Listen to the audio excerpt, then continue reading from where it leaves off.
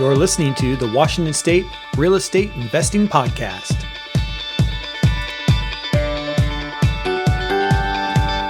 This episode is sponsored by Flexispot.com, the maker of ergonomic furniture. Check out their new Pro Plus E7 standing desk and save $20 when you use code WSREIP20 at checkout. And by the Coeur d'Alene Real Estate Investors Summit, happening October 21st and 22nd. Learn from 14 national experts and local rock stars to support you in getting ahead in the next real estate wave. Register today at cdareisummit.com and save $50 by entering the promo code Kelly50 at checkout.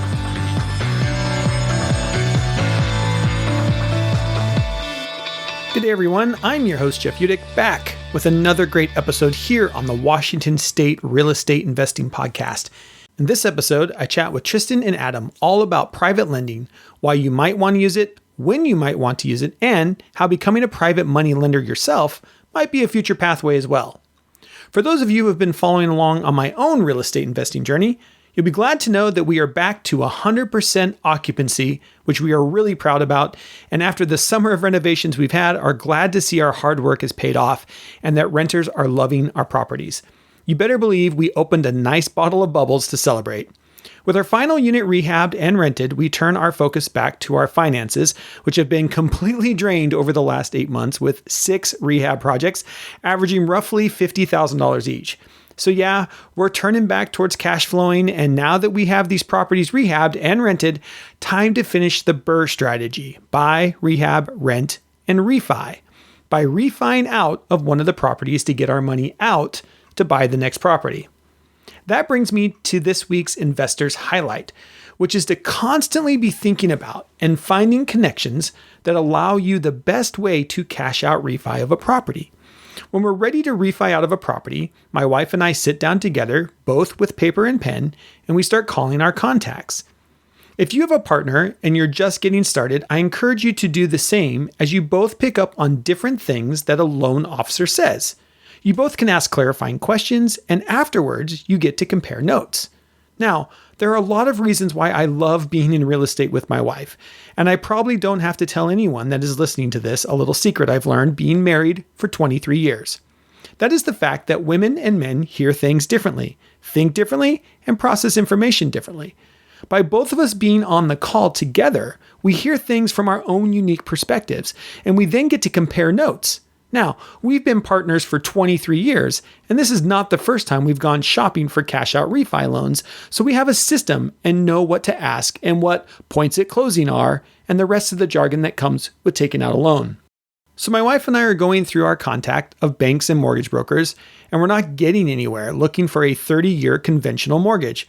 We're being told by people who have worked with us in the past that right now, loans on investment properties are not good. We're talking 6.5% to 7% rates with another 3 or 4 points, that's percent, at closing. We're both looking at each other call after call thinking there is no way we can do this. If we have to pay an extra 4% on, say, a $300,000 loan, that's $12,000 out of our pocket to the bank just so they can then charge us $2,600 a month in payments. Again, we have relationships with these loan officers, and they just keep telling us it's not good right now for investment real estate. And here's why, according to 3 different mortgage lenders. Banks know that investors will refi out of these loans way before they hit their 30-year mark. Because of that, they are trying to make their money up front by charging points, otherwise known as percentage of the loan amount, so that they basically make their money now up front before we can get the loan. Wait 5 years for better rates, and then refi out. So we get off the phone with our 4th lender and look at each other and are just in shock. We knew rates would be high and we're planning on being somewhere in the 6.5% to 7% range. But what we're basically being told is we don't want your loan. So we chat for a second and decide to reach out to Andre Dombrowski, who we found when looking for a HELOC on our house and was a guest on episode 5 talking about his bank, Commencement Bank, out of Tacoma, and how they can do a commercial loan on smaller investment properties like duplexes and fourplexes. So I email Andre and tell him what we're looking for, and he comes back with a rate in the 5.6% range. I encourage you to go back to listen to episode 5 and Andre, and also keep listening for future investor highlights where I'll talk more about commercial loans. But here's the highlight I want you to think about as you continue your own investment journey and in today's episode. There is money out there. You just have to be willing to grow your network of lenders and think through what's best for you. And if you have a partner, include them in it. 2 heads are always better than 1. For more highlights and to join in on more investor discussions, you can join me in the Washington State real estate investing community on Twitter. And if you would like to get even more highlights, make sure to follow WSREIP on TikTok, where you'll get behind the scenes footage of our podcast interviews. And that brings me to today's guest, Tristan and Adam, as we dive deep into private money lending, why you might want to use it, or be a private money lender yourself, and support those in the real estate world. I hope you enjoyed this episode with Tristan and Adam. And with that, on with the show. All right, welcome back to another episode of the Washington State Real Estate Investing Podcast. Excited to have Adam and Tristan here with me today. We're going to be talking about private lending, flipping, just a bunch of stuff here in the state of Washington. Adam's coming from Cambridge. Tristan, I didn't even ask where you're coming from today. Yeah, I'm actually in Spokane. I'm local. Spokane. So right. There we go. Yeah. Well, we got East and West Side. This would be great. This would be a good cross-state conversation today, just talking about real estate and really focusing today on private lending, and we'll get there in a second. But before we do, Tristan, why don't you give us a little background about yourself, where you at in your real estate investing venture, and then Adam, we'll hear from you as well. Yeah, so it's very interconnected, actually, Adam's story and mine, because I married his daughter.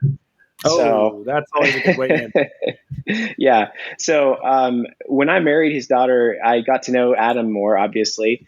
And he was looking at, like, where do I invest my money? How do I manage my finances?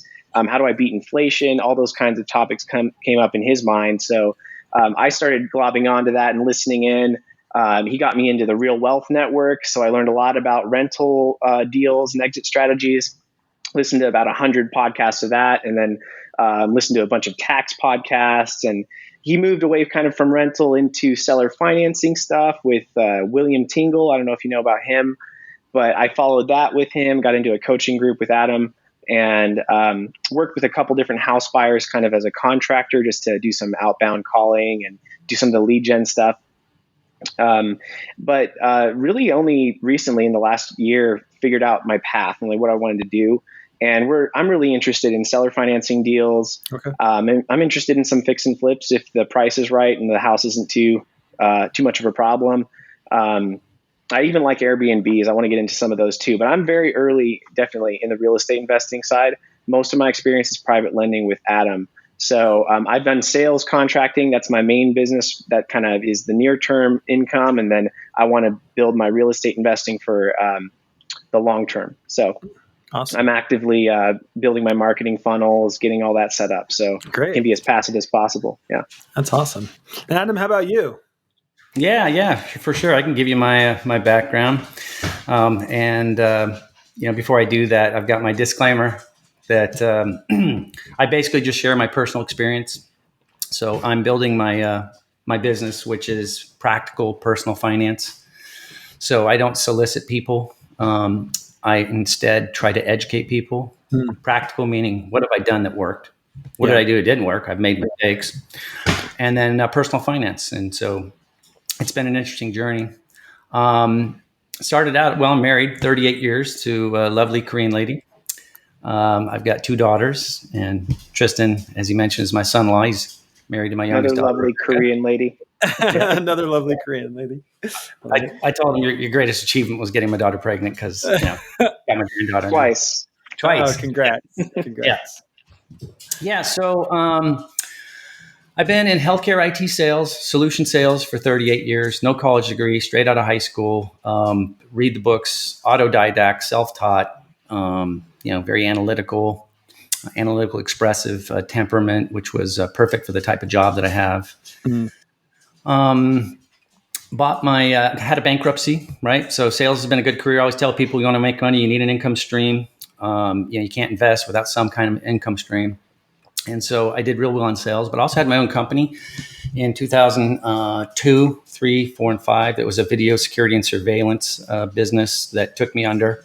Got to keep my house, had 2 Acuras, had to drive them over to Dick Hanna Acura Gresham, Oregon, dropped off 2 Acuras, took a taxi home. And that was a dark period of rebuilding. So I went back into what I was really good at, and that was solution sales. And had some great years, in sales. If you make 250, you're having a good year, right? Yeah. So I had a lot of years like that. From 2009, 10, and 11, I had my Maguire series of years. I did $45 million in sales on a $12 million goal. Wow. So if you know anything about sales, you're in accelerators, way over goal. And that's you want anybody who goes into sales. I'm hoping this for Tristan. You want to experience, a year like that. So had a bunch of money, and I'm like, what do I do with this stuff? In fact, when I went bankrupt, I had to get my driver's license renewal. So I don't have a car. They're over there in Oregon now. So I jump on my bike with my bike suit on, my bicycle, and I ride to the Department of Licensing, and I take my driver's license photo wearing my bicycle suit. I'm getting a license. I got a bicycle. If you know Kiyosaki's book, Rich Dad, Poor Dad, have you ever read that? Yeah. So I actually have metaphorically a similar experience in my life. My dad was a fireman. My mom was a homemaker. And my dad was my poor dad. He was a fireman. But his best friend was Stan Buck. Well, Stan Buck was my rich dad. Stanley Buck was an entrepreneur. He owned a tire store, gas station, laundromat, lent money, real estate. So when I went bankrupt, I'm like, I got to get a car. I'm going to call Stan. So I called up Stan. He says, oh, you want to borrow from the bank of Stan, huh? I go, yeah. He says, well, got to get 8%. I got to make more than the bank. But if you borrow from me, I'll show you how to pay it off in half of the time. So I borrowed $8,000 at 8%. He showed me what a promissory note was and an amortization table and how to make double principal payments. And I started picking that up. Fast forward, I got, re-established in my sales career, and I'm making good money. So my first rental property I bought in 2010 in San Diego. That's where Tristan was from. It's where he met my daughter. And my other daughter and her husband were living down there. And, I was traveling 130 planes a year, making money hand over fist. I'm like, I got to do something with this money. And bought the condo. I never even saw it. My wife went down, and my son-in-law says, dude, this place is legit. It's 4 stories with a view of the bay. I'm like, buy it. So I think I put $100K down on that. I bought it for $500,000 in 2010, just on the heels, on the back end of the subprime mortgage meltdown, right? The 2008 crisis. And of course, it was a good time to buy. So go a few more years, and they're renting it from me for like $1,500. My mortgage is $4,300. So they got a hookup. Right? I was using it more like a vacation home. I didn't know about real estate. Whatever. You don't know anything yet. You're just like, look, this is working out great. Yeah. I got another gig that's taking care of me. So, I'll just stick to what I'm good at. And I think the epiphany came. I was on a plane, and I was going to visit my brother in Mesquite, Nevada. And I'm thinking about my condo, how much I'm paying, how much I'm getting, what Zillow says it's worth. It was up to almost $1 million. I go visit my brother. He's retired. He's older than me, 11 years. And he's in a $100K condo, paying $1,000 in rent. I go, you pay $1,000 a month in rent? I didn't know what the 1% rule was. Yeah. And I go, how much are these places? I pull out my phone, $100K, $120K. And I'm like, I could sell that San Diego place, buy 10 of these cash, have $10K. Yeah. Do nothing, right? So I got really interested in that. Then I was at my hair salon ready to get my hair cut. And my Korean beautician, I'm telling her this. I go, yeah, I think I could sell that, buy 10 of those, $10K a month. And this other lady's laying down in a chair with her perm drying. And she just yells out, it's not that easy. What? Don't rain on my parade, man. This look good on paper in my little note on iOS, So now I'm getting a little more interested in real estate. What can I do? And Tristan mentioned the Real Wealth Network with Rich and Kathy Fetke. I learned of them from a coworker that worked at Apple. She goes, yeah, I like these guys. It's free real estate investment education. And so I started listening to those podcasts, pretty typical buy and hold strategy. Really, really great folks. They vet their network of property management. They have whole property teams. They, assign you to a counselor, and those guys I never did anything with them, but I learned quite a bit because I was going through this evolution. So now I'm on YouTube trying to glean intel, and I come across this dude named George Antone. I hear him talking about a HELOC. What's a HELOC? Home equity line of credit. And an MSA. What's an MSA? Master sweep account. And he's like getting into these really sophisticated financial hack strategies. And that's right up my alley, right? Now we're getting technical. So I double click into that and start learning more. Bought his books. He wrote a book called The Banker's Code, The Wealthy Code, and the last one was The Debt Millionaire. So I read all three. They're easy reads, right? And now I'm starting to shift my thinking like, being a banker, man, being a banker is where it's at, right? Because investors are focused on getting an ROI, but bankers focus on making spreads. And I had to learn what this thing called arbitrage was. So I'm getting really into this. I'm getting excited. Still doing my day job. So then George had a website called the Finance Academy, FYNANC.com. I joined that, paid handsomely for it. Started to learn personal finance, but now it's like, hey, you want to be a banker? Well, here's the mastermind course. You want to be an investor? Here's the mastermind. Yeah, sign me up. You hold the pen, I'll move the paper. Nothing easier to sell than a sales guy, right? So I'm like, and I went through that for a year. It was really good, intensive, multi-day seminars. But I'm getting the knowledge, right? I'm educating myself about all things finance, and it wasn't focused on real estate. In fact, day 4 of our Debt Millionaire seminar, we have these Zoom breakout sessions, and there's like 20 people in them. And we spent hours taking 26 different assets, a piece of fine art, an empty lot, a mortgage note, a silver bullion, a duplex. And you just had to take every one of these assets and you had to classify them volatile, non-volatile, income, growth, or both. So you had 6 boxes. You're taking these assets, and it was really intensive exercise. But you know what? After I'm all done, I'm like, okay, great. I got $1 million in cash that's sitting in a bank getting ravaged by inflation. I don't know what to do with it. What do I do with it? And nobody's like going to tell you specifically what to do. Right. So I was super frustrated. Thanks for all the theory. I'm like an egghead now with money. What do I do? Where do I put it? So in one of those breakout sessions, and one of those assets was a note. And I'm like, what's a note? From a financial standpoint. And so I asked the group, I go, anybody know what a note is? And it's one guy named Tom from Dallas, old codger. He speaks up and goes, Eddie Speed, note school. I'm like, oh, great. Another 10K seminar, right? So I go look and research that. Next thing you know, I'm on YouTube. I'm going, oh, a note. Yeah. Eddie Speed just explains it this way. You ever write anybody a check? Yep. You wrote them a note. In lieu of cash, I'm going to use this note in lieu of cash and pay you in the future. That's all it is, a promissory note. One of the things I had learned while I'm still looking for my specific investment strategy that I learned from George was how to start a family bank. So I went to my Bank of America check account. I renamed it, instead of personal checking, Maguire Family Bank. And then I went to my kids. I go, you got any debt? Yeah. Okay. We're going to do a loan. You're going to pay me. They got the sweetheart loans, the 0% interest ones. Yeah. So I'm a really good businessman. So, I'm probably losing 10% a year to inflation. They're paying 0 interest, but they're my kids. Right. But then I started looking at others, and I found some folks that needed notes who weren't family. They were friends. And so I had one who's a United States Air Force officer, and she had a revolving credit, fixed budget, and she wants to consolidate debt. So I lent her for 4 years at 8%.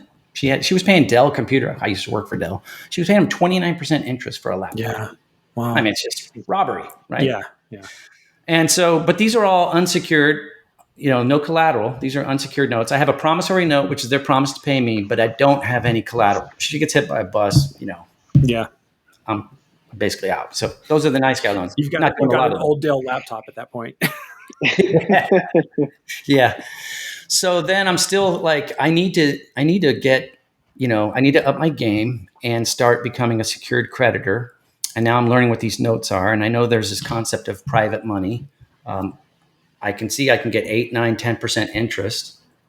So what about doing that with a piece of real estate? And so I was looking at another real estate program online, another 10 grand program, a whole separate one. And I saw some folks in Salem, Oregon, Jim and Don Horn of Shared Vision, real sharp, lovely couple. And they're just talking about deals. And I thought, wonder if they could use private money. So I call them on the phone. I also wanted to learn about that real estate program they were looking at and see if it was lived up to what it was worth to be. So I call them and I say, hey, you guys ever look for private money? They go, all the time. Really? I said, well, I have private money. Let's do something. So they come to me with a project, and I'm like, holy crap, I'm not ready. I don't have an EIN. I don't have an entity. Do I need one? What do I got to do? No formal structure. I'm not lending this out of Maguire Family Bank. I got to think like, a business now at night and on the weekends when I'm not doing my day job. So we passed on that first deal, and I said, well, call me on the next one. And by the way, what do I do to get my LLC going? So they gave me some tips, and I got it done. And the next deal we did, they bought a property for $90,000 in Carlsbad, New Mexico, 55K rehab. So I gave them the money. I wired it to them. Oh, and by the way, the reason I like to help people is I call it the depends moment. Yeah, you don't wear depends. Yeah, you're going to wear depends when you stand over the return key, ready to wire 150 to somebody you met a week ago. Yeah, you're going to have a depends moment right there. So that was fun.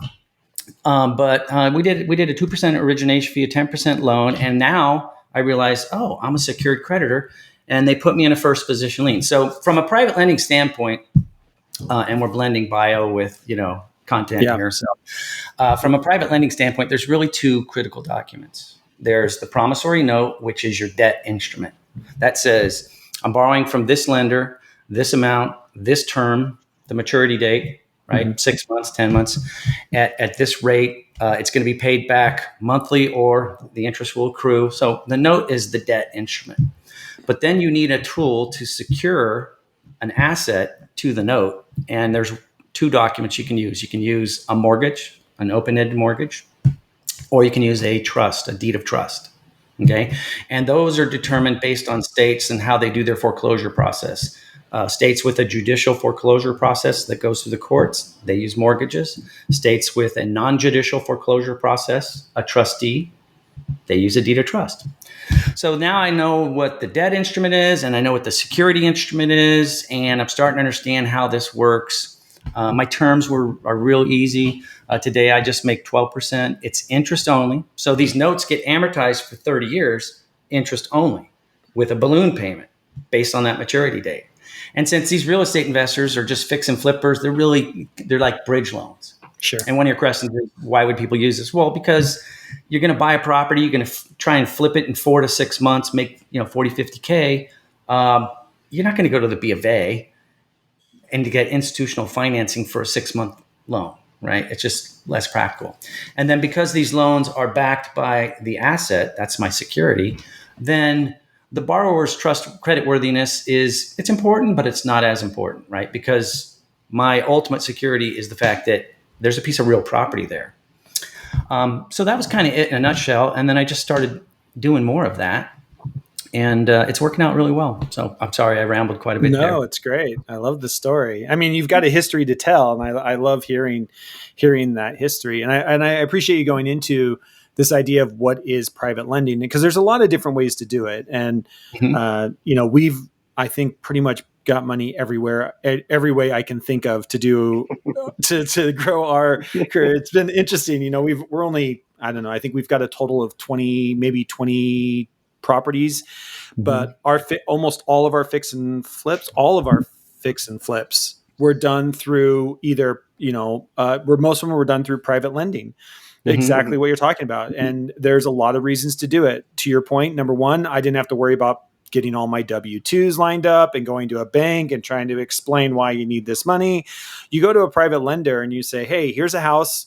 I could buy this house for $150. Here's the ARV on it. It's going to cost us this much money. I'll give you 10%. And the way that my wife and I ran it is that we would get the way we did it. And this, again, there's a million ways to do this. And I think that's for everybody to know, right? And the way my wife and I would do it is we had cash, but we didn't want to do all of our cash in a deal. Like, I'm all about other people's money, like very much OPM, baby. My wife gets sick and tired of hearing that, from the investor side of things. Right. So what we would do is we would go to a private lender and we would have them buy the property. They would wire the money and we'd use that for purchase. Then we would use our own money for the rehab. And so we would take our own money, use our own money for the rehab because we have that. And, we're able to pay contractors faster. We're able to just, move on these properties. And then at the end of it, flip it, and get out of it. Or one time we used private lending. We used our friend, much like you started out. We went to our friends and we were like, look, we're going to pay somebody 10%. You've got some money sitting in the bank. We'll just pay you the 10%. Can you give us the 80 grand to buy this property? 6 months later, we're going to give you back $88,000. And you're not going to need to do anything except wire the money by Tuesday at 3 p.m. to the title company. That's all you got to do. Yeah. We'll handle the rest, right? And if we do go belly up, you're going to have an amazing house in Spokane. So, and so we talked our friends into becoming our private lenders for us on that deal. There you go. Smart. And it worked out. Again, we used our own money to rehab the property. Finance bird our way out of it. Ended up, it's an infinite return property for us at this point. We ended up, the bank, when we actually bird out of it, the bank gave us $15,000 more than our purchase plus rehab price. And it's still cash flowing $1,000 a month. Like it's just, but you find these deals and I find, and you can agree or disagree, when you go the private lending route, you can move so much faster. Yeah, that's what it is. It's speed to value, right? And I think that's one of the questions is just this idea of, using private lending can help accelerate your real estate growth. Can you talk a little bit about some of the ways that you've seen that done or investors you've talked with where you've seen that same type of thing kind of happen? Oh, it's exactly what happens, right? They like private money because of the speed. These are bridge loans. They're short term. And they don't have to go through all of the, rigmarole, like you mentioned, W-2s, last 3 years of tax returns, just to get a loan. In fact, I've been shopping just this week. And in fact, this is funny. It's a little modesty aside, a little brag on me.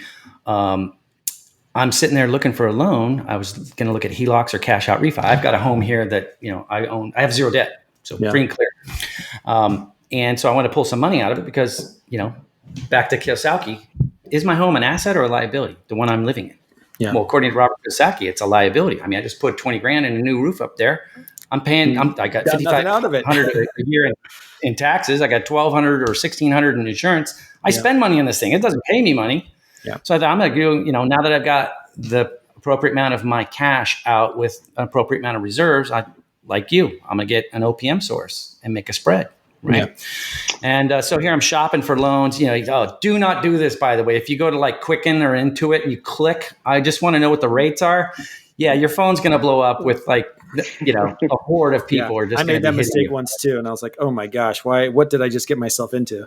Yeah. Click here to view your rate on the next page. Where's the rate?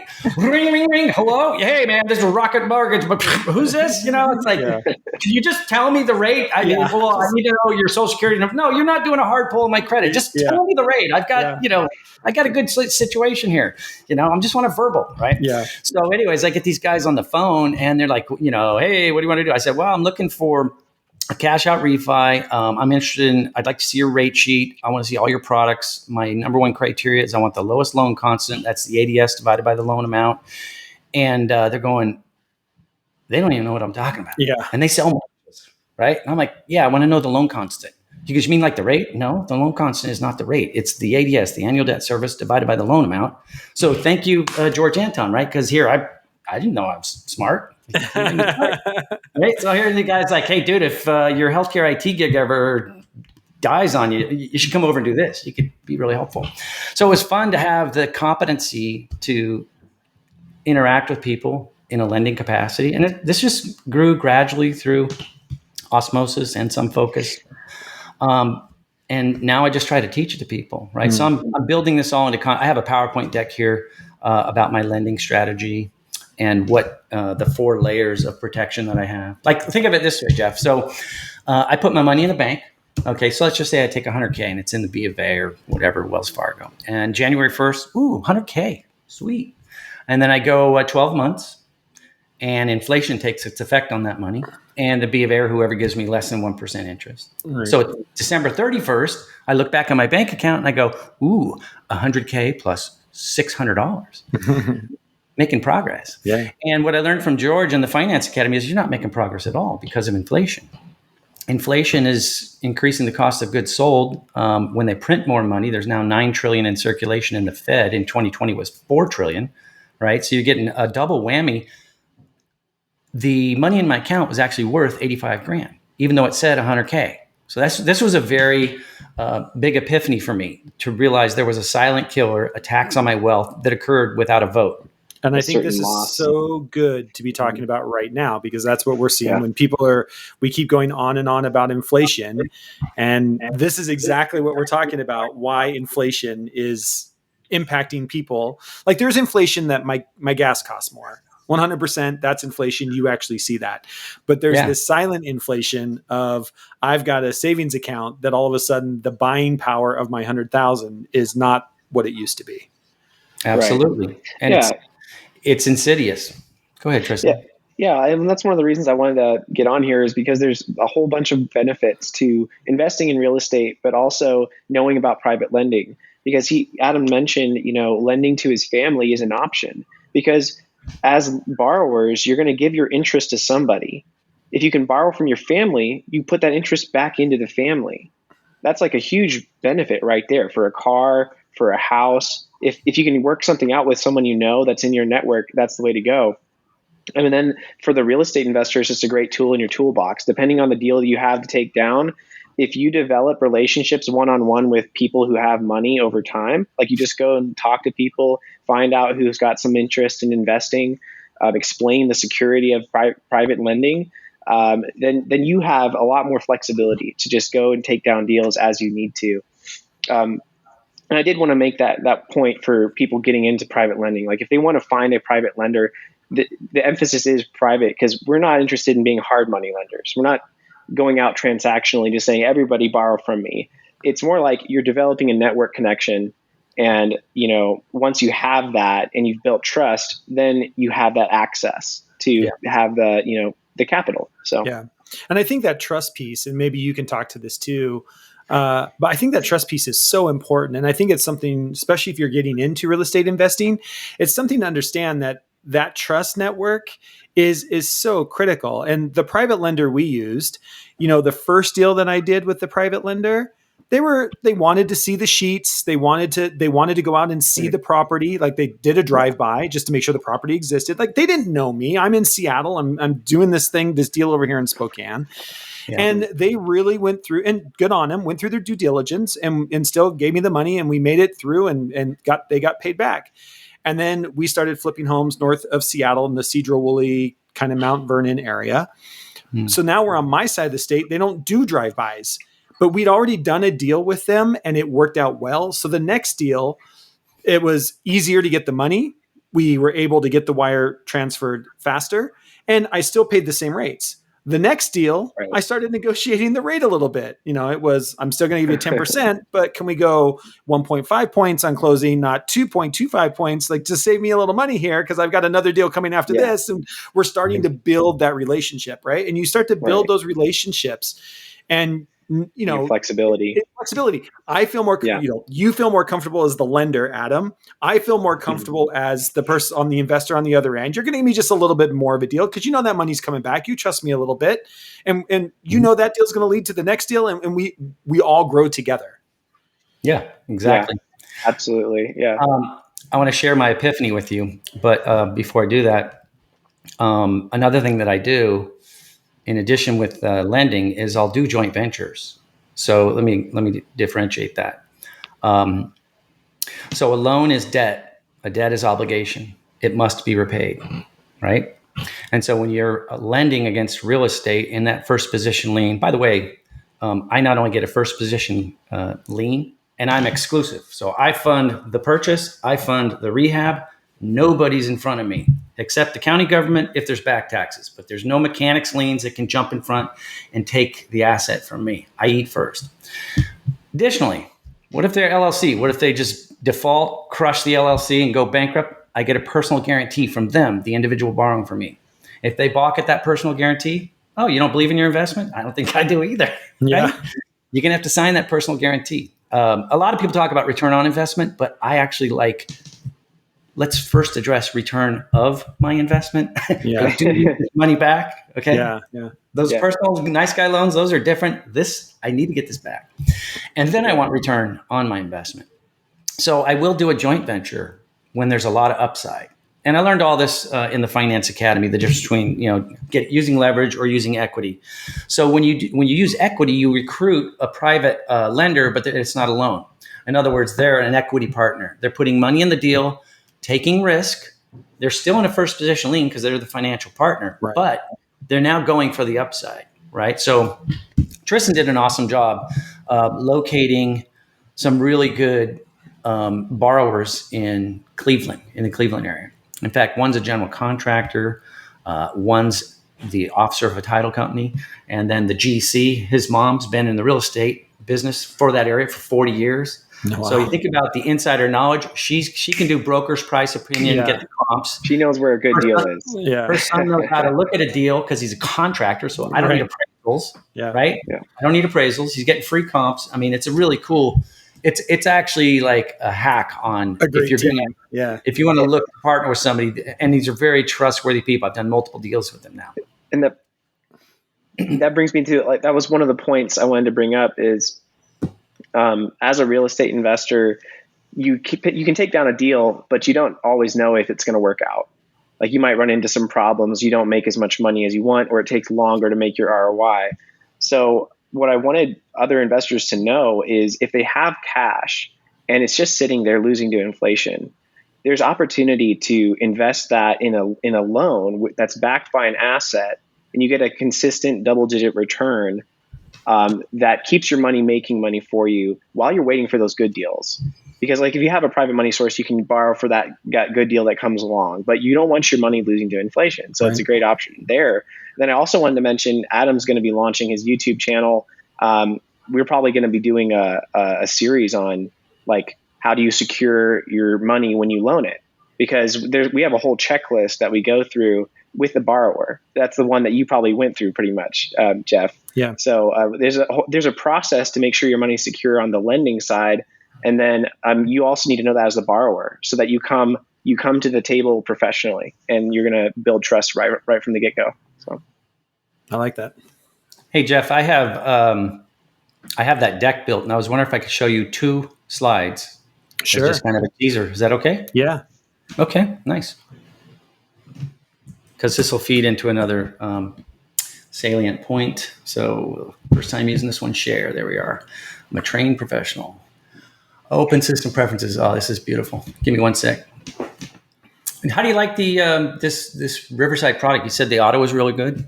The audio is really good. So one of the things that this product does that's a little bit different than others is that it actually captures the audio on your device. And then I don't know if it's showing on your screen, but on my screen, I can see that it's actually being uploaded. So it captures the audio on your device. So there's no network lag. If the network goes up or there's a little lag in the internet, you never hear that in the audio. I'm getting pure audio out of your mic. And then when we get all done, and you'll see this in a sec, when I click the stop button, we all have to kind of pause and wait for a second as it finishes uploading it to the server, where I can then access all 3 of the streams. And then you've got 3 streams of raw audio that you can piece back together. So, got it. I would have to reboot my system to allow those preferences. So I'll just speak to it.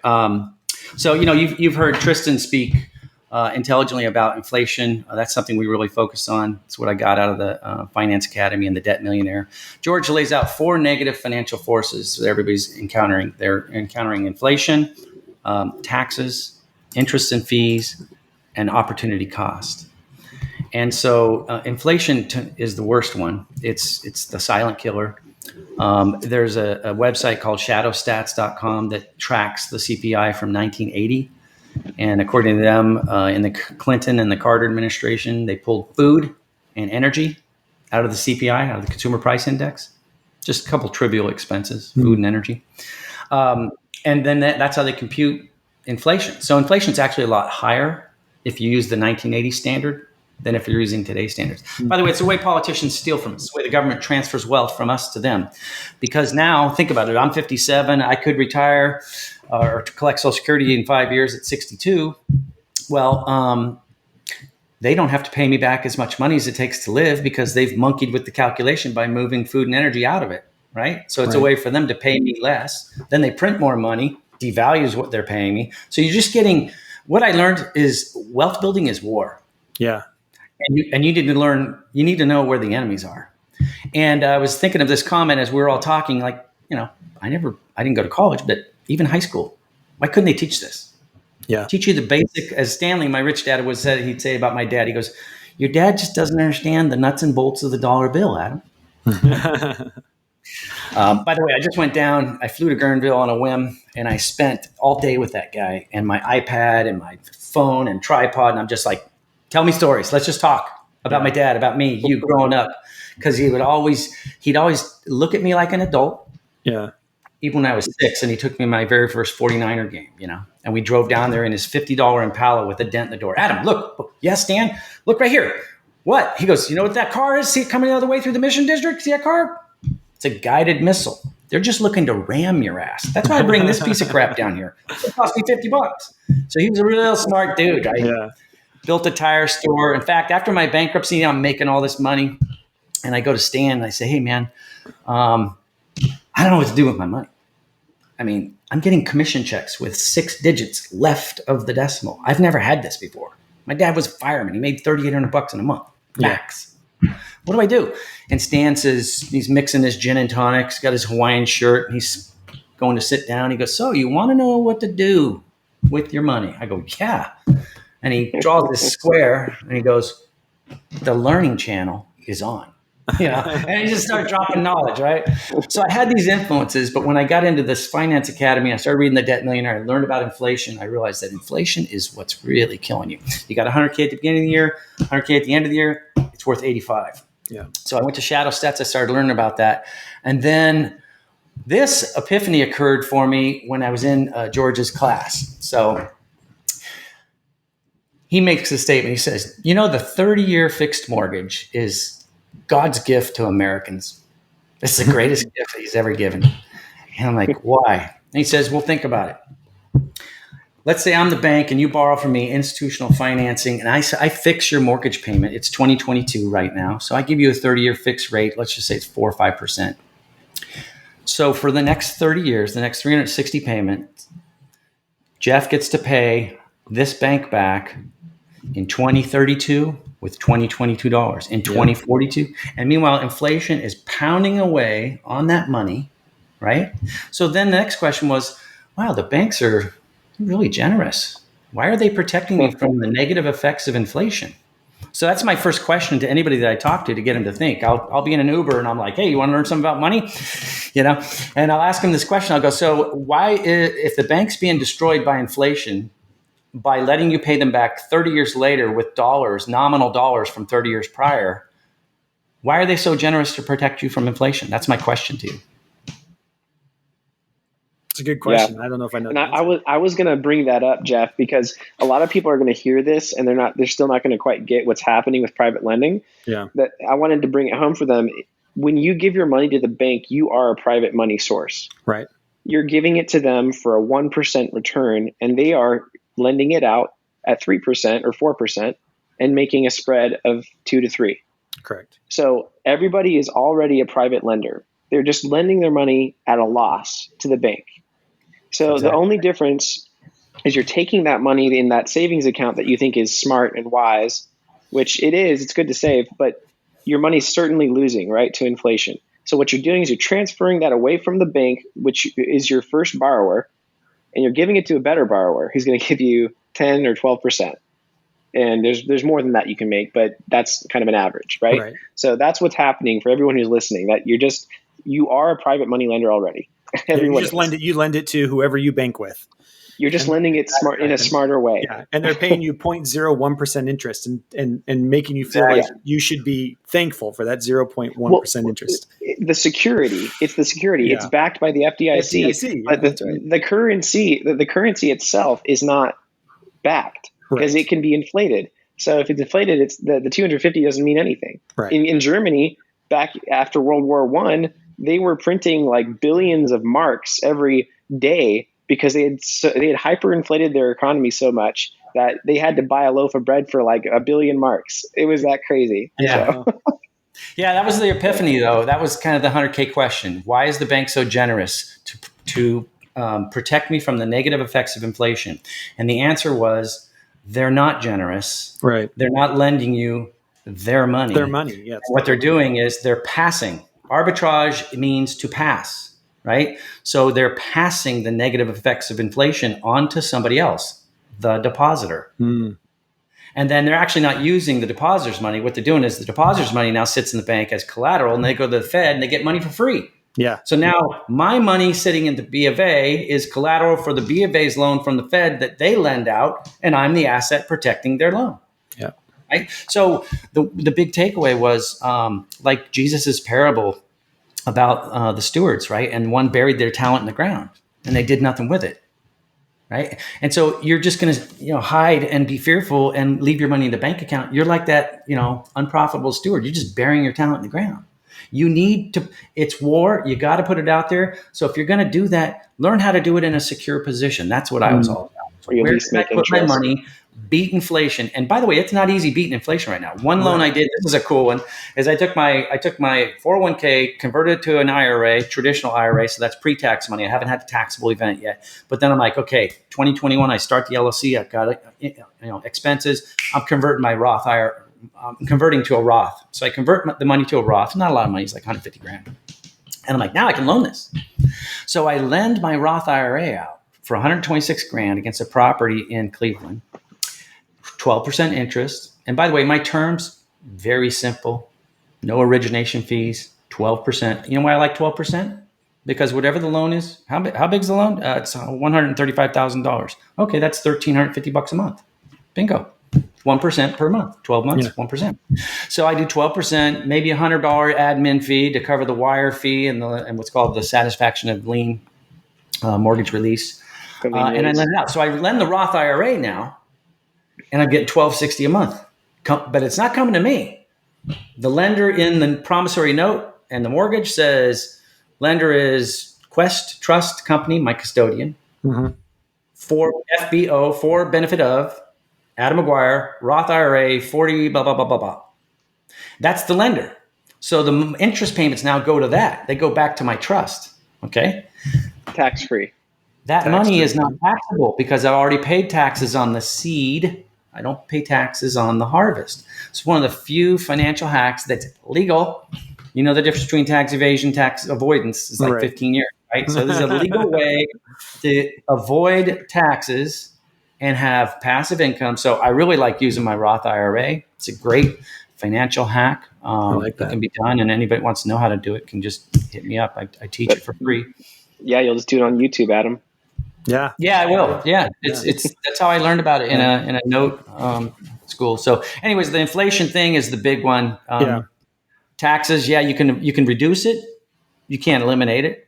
And then people with jobs, they get all pissed off at rich people. They don't pay any taxes, and they don't realize. They go, rich people don't have jobs. Right. Anybody that has a job pays taxes. Yeah. Rich people don't have jobs. They have assets that go up, and they have capital gains, but they don't pay a capital gain till they sell their assets. So what do? They borrow against their asset, and they live off the dumb loan. You don't pay taxes on a loan. You pay interest on a loan. And that's the way they skate. So, rich people have assets, and that's how they function. So the key is, learning strategies that work, right? Yeah. And I've done ones that didn't work.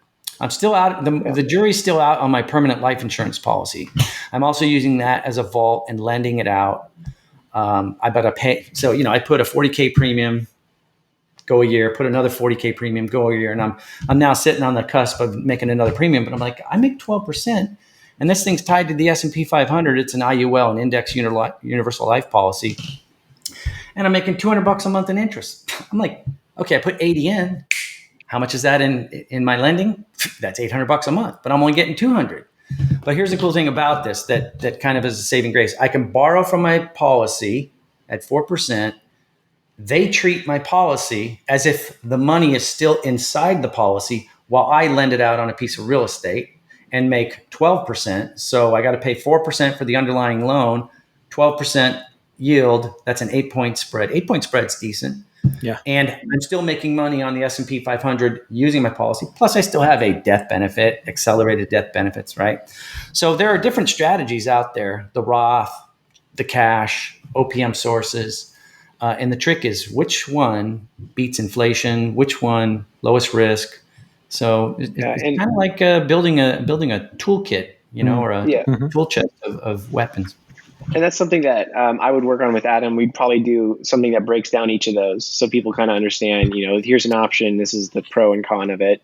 But I did want to say, because I know we're coming up to the hour here, a couple of things from the real estate side that I've really come down to is networking is one of the best things you can do in real estate. Across the board, contractors, real estate agents, et cetera, everyone that would be in the ecosystem, but then also online marketing. And the networking I brought up first because in private lending, the best thing you can do is, which is what I did, is I just made lists on Sales Navigator, or I would go into groups on Facebook and I networked with people, and that's how I found our borrowers. So we had those meetings, and then now there's a continuing relationship that you can keep going back to. And then if anyone's looking at ways to market themselves, I really believe in online marketing and SEO optimization as the most passive way to get deals to come to you. Because we tried, Adam and I both know, we tried getting into real estate in a lot of the ways they tell you, and it's not as passive as you think. Once you figure it out, it can become more passive, but there's a lot of grunt work if you're going to try to make it a near-term win. Right. It's kind of a thing you have to build up over a year or two. Yeah. There's a lot. That's why I call it. I want to be the antithesis of the guru, right? Because the gurus are making money selling you the program, not doing what's in their program. Really passive income. They did it once, one of the best ways. And I work 5 hours a week and make $50K a month. That's why when I went on YouTube into those coaching calls, and that guy goes, "So is the program worth it?" I was this close to this kid closing me $9,800. I said, "Send me a snapshot of the library. I want to see the forms. Where's the assets? What am I getting here? You're going to get access to the principals." And I'm like, just don't purchase. And then I'm like, coaching call, Jim and Don, they've been through the program. So I go to them and I'm like, "Hey, how was it?" They go, "It's okay. It's good, but not worth that." I'm like, "Cool. Then I ain't going to do it." And Tristan, so that was a whole part of getting away from the guru. Yeah, that's great. Tristan, when we started this, you talked also about owner financing on properties as well.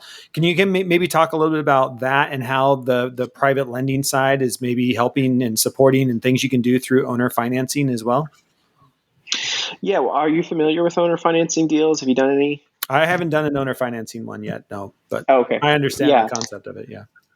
Yeah. So, having learned about finance with Adam, the biggest thing about educating yourself in finance is you have more options. You have more options about everything, about negotiation in purchasing a house or in selling it, et cetera. So a seller finance deal is different than a conventional purchase in that a buyer normally puts 20% down, or they have an FDA or USDA loan, FHA loan.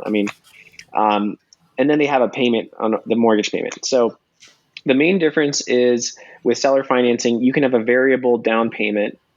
So it could be, if the lender wants, they can do 5%, they can do 10%, something more flexible. They can make the payment be achievable for the buyer. They might not have a perfect credit score. They might not have 20% to put down. They might have gotten in a divorce, which would keep them from getting normal financing, right? So the seller financing deal improves your options as an investor because your buyers don't have to be so good. Right. They don't have to have all the paperwork to be a good buyer. And then if they don't pay off the loan, you just default and you take the house back and sell to somebody else. So it's the same thing as a normal mortgage where they have to pay it off and come clean or foreclose. So that's the buyer side. And then the seller side is nice because when you buy a house, you can sell it to the end buyer and add you can build some equity into it because of inflation. You can add an interest rate into it just like a bank does, but it's more flexible within your state's usury laws in terms of how widely that interest rate can vary. But that's a way you can get a good deal that brings you passive income without tenants and toilets, because you're selling the house and they don't come to you to fix the air conditioning. Right. You're selling it off. You have the deed, and they're getting the deed from you. It's a lot less stress. And then over 3 years or 10 years, however long you want to keep that note, you're going to keep getting passive income at an interest rate, which helps you fight inflation. And again, it's just more ministerial. You don't have to be going there and fixing the lawn or fixing the sprinklers, whatever comes up, right, in a normal tenant situation. And you don't have to split it with a property management company. Sure. There's more margin for the investor directly. And that's what Adam and I really like. That's a great deal, but those are harder to find. So like you have to find that good house in the first place at a discount, and then you have to, manage it and dispossess it. So yeah. Jeff, I always tell does that people, make sense? Or yeah. No? I always tell people I'm not a landlord. I'm a lien lord. Yeah. Right. Yeah. Upside of buy and hold is you get appreciation because loans don't appreciate, right? You're fixing the payment. It's a fixed note. Right? It's not I don't do adjustable rates. So I'm not really getting appreciation unless I jam it in at the asset price. Right. When I create the note, right? I could also add in, sorry, go ahead, Adam. I was just going to say, so that's the value of a rental or a buy and hold strategy is you gain appreciation, but the value of a mortgage note and being a lien lord instead of a landlord is, you don't have any of the headache that goes with it. Yeah. The other thing you can do with notes is you can sell them on the secondary note market. Right. So if you structure the note well, and now it's what's called seasoned or mature. I got some dentists out there who wants to make 8%, right? Yeah. I sell him a portion of my note. Now he collects the income from the property, and I get a big chunk. Yeah. Right. And seller financing, they're just selling you their equity over time. Right. That's all it is. Because if they sell it all, guess what? Capital gains. They have to pay a big number in taxes. Yeah. Right. If they seller finance the house to you, then they can avoid capital gains. And that's what I wanted to talk about. Yeah. And on my side of that, right, as the investor, there are, we tried to do an owner financing one and it fell through. We couldn't agree on the terms and such. But the nice thing is, to your point, it's negotiable down to 3% down payment, 5% down. You don't have to come with a 20% down payment on it. You can decide how far out you want to pay that. Is it an interest only for 2 years while you're rehabbing this place, and then you're going to kick in the actual interest and principal? I mean, there's so many ways that you can do it because you're basically the person that owns the house is now going to become the bank on that property when you take that property over, right? So and it's up to them. It's up to the trust. It's up to them. Yeah, it's up to the trust on how they want to structure that, and that's and it does it on both sides. It's a really nice way. The one caveat with it is that you don't get all of your money now, which is a good and bad thing. To your point, Adam, you're not paying capital gains, but it also, if I need my cash now because I want to 1031 it into a larger property, I don't have it. Right. I don't have that cash. It's still tied up in that asset. You can also borrow against it because the note is an asset that you can loan borrow against the note. Income stream. Yeah. Right. It's going to take a couple years to season it, but then it's going to appear on your Schedule C, your tax returns, and it's an asset. Yeah. Yeah, and I thought I could speak a little bit more in detail for your audience too. Is with a seller finance deal, what's happening is as a seller and buyer, you're agreeing to a price. So typically, if the seller wants a certain price, then the buyer gets to negotiate more on the terms. So say you want $150,000 if it's in the Midwest somewhere, then the buyer can say, well, then I want this down payment, 5% or even 0 down. Some people can get that. But then I'll give you a payment monthly of $1,500 or whatever it is with an interest rate of 4%. And you can play around with that a lot, like you said. So it's a good thing for anybody to know who wants to buy a house, because if you can go to a seller direct and start talking that out, say they want a certain amount of cash. Typically, most people don't know where to put $150,000 right away. Exactly. They're just going to put it in the bank and it's going to lose to inflation. Right. And most people, they're not familiar, but it's a real thing. So, or they don't realize they're going to have to pay capital gains on some of that money. Right. Yeah. Yeah, exactly. And if you're an investor and you're buying and selling a lot, that's a big deal to you sometimes. Like, well, if I can mitigate the capital gains, I'll do this on the seller finance. Right. So it's beneficial for taxes, but what I really think is cool is if someone wants more cash, you can find out more specifically, this is how much cash you need or want right now. Okay, well, let's work that out. We'll give you that cash now, but you give me terms on the rest for this amount of time. Can we do that? Because then it might be higher cash than you want, but it's still much lower to get that house. Yeah. It's much lower cost. And if you give more cash, you can negotiate the price. Yeah. So you have a lot of options. And it's funny, you were talking, I was like, you know what? We did do an owner finance deal. And I just remembered that we did. I was like, I know we've done almost everything, But that is exactly what happened. Is we ended up buying some properties here in Spokane, and the guy that owned them him and his son were going to go invest in and open up I think a boat rental place on some lake somewhere. And he needed so much capital to go and invest in his next investment. And so that became the terms. Is he was like, the terms were, you can pay me whenever you pay me. I need $60K now. If you can give me $60K now, well, I don't care what the rest of the terms are. Like, we can close in the next year, because we didn't, for tax purposes, we wanted to close in the next year. And so this was like in November. We're like, great, we can give you $60K now, and then we'll actually go and, close on these deals in the start of the new year. And so it worked for both of us. He got the money he needed. Like, we wired him the $60K. He got to go do the investment with his son. And we were able to get into those properties. We started collecting the rent right away. We started rehabbing those properties right away. And by the time we had, given him the rest of the money for those properties, we had upped the rents. We'd already bird out of one of them. And we're just like, this is fantastic. It worked for everybody. There's no losers in deals like that, right? Everybody got what they needed and wanted out of the deal. And I think that's something to remember, right?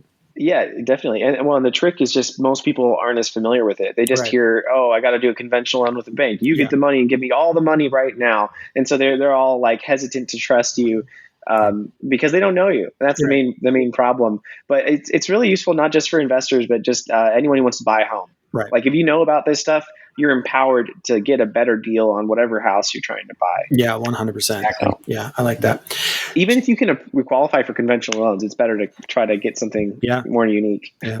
Gentlemen, thank you so much for spending time with us today. Tristan, Adam, if people want to reach out and learn more to Adam, you're getting ready to start your YouTube channel. Tristan, I know you've already got stuff up on YouTube. Where should people go? How should people reach out if they want to continue to hear your stories and follow you?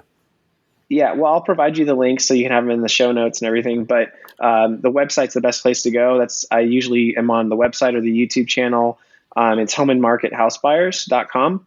So you can find that. You'll just copy and paste from Jeff your show notes. That'll be the easiest way. Yeah, and you'll find the YouTube channel. You find all the different connections there. So, and I'll make a post about this for you too. Awesome. And Adam, how about you? Same place, or you've got other places? You can. My website's not up yet. I'm working stiff still, and I'm a perfectionist, so I'm waiting for it. My daughter's helping me. But Mary Mac Capital, MERRY, Mac, MAC, capital.com. Awesome. And my email address is adam@MaryMacCapital. I'm on LinkedIn. People can find me there too, Adam Maguire. And once I get the YouTube stuff and a couple of the chapters on how to start a family bank, and probably break this down into digestible chunks. I've had a ton of people contact me, go, whenever you teach that family bank course, would you please send me that? I'm talking professionals, so that'll be fun. Include a group of guinea pigs. Yeah, and I'll be promoting him too. I'll be posting some content from my website to help him reach people and educate them. So awesome. Well, thank you, gentlemen, for spending time with us today. I really appreciate it, and look forward to continuing to following you both and whatever's next. Likewise. Thank you, Jeff. Thanks a lot, guys. Bye.